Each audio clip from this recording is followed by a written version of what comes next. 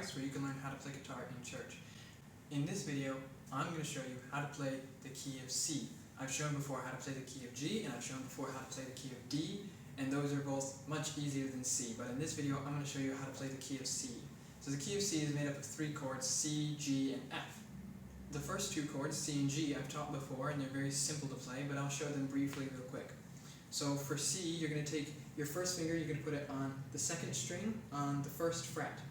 You're going to take your second finger, you're going to put it on the fourth string on the second fret, and your third finger is going to go on the fifth string of the third fret. You don't play the top string, just the 5 bottom strings. Play one at a time to make sure you're doing it correctly.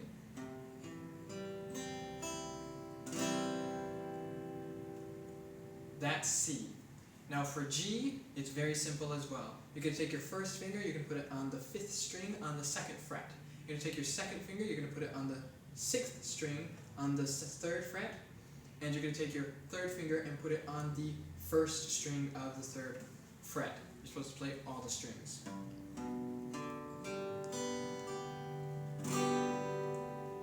And that's C and G. Now the last chord in the key of C is the chord F. The chord F is the most difficult. There's two different types of them. So one is just like a C, except you move these two fingers down one string and you cover both strings with your first finger. So you have your first finger covering the first and second string on the first fret, your second finger covering the third string on the second fret, and your third finger covering the fourth string on the third fret. This is difficult for people because you're covering both these strings. I think of it as like a hook. You're hooking your finger around the guitar, so this part of my hand is pressing against the back of the guitar, while my finger is holding these two strings down. Then your second finger is very simple, and your third finger is very simple. Some people can't quite reach, but that's fine. You just need to keep doing stretches with your hands, or just wait until your hands get bigger. And this is the first one, which I think is easier, but some people think the other one is easier.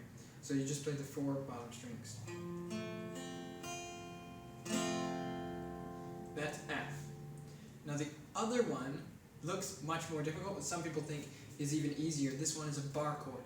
A bar chord is any chord where you're covering all the strings with one finger. So for the chord F, it's going to be just like an E, which I've taught before, except you come up one fret, and then you're going to move it so that each finger is replacing another finger. So this finger replaces the first, your third finger replaces the second, and your fourth finger replaces the third, and your first finger needs to cover all of these strings.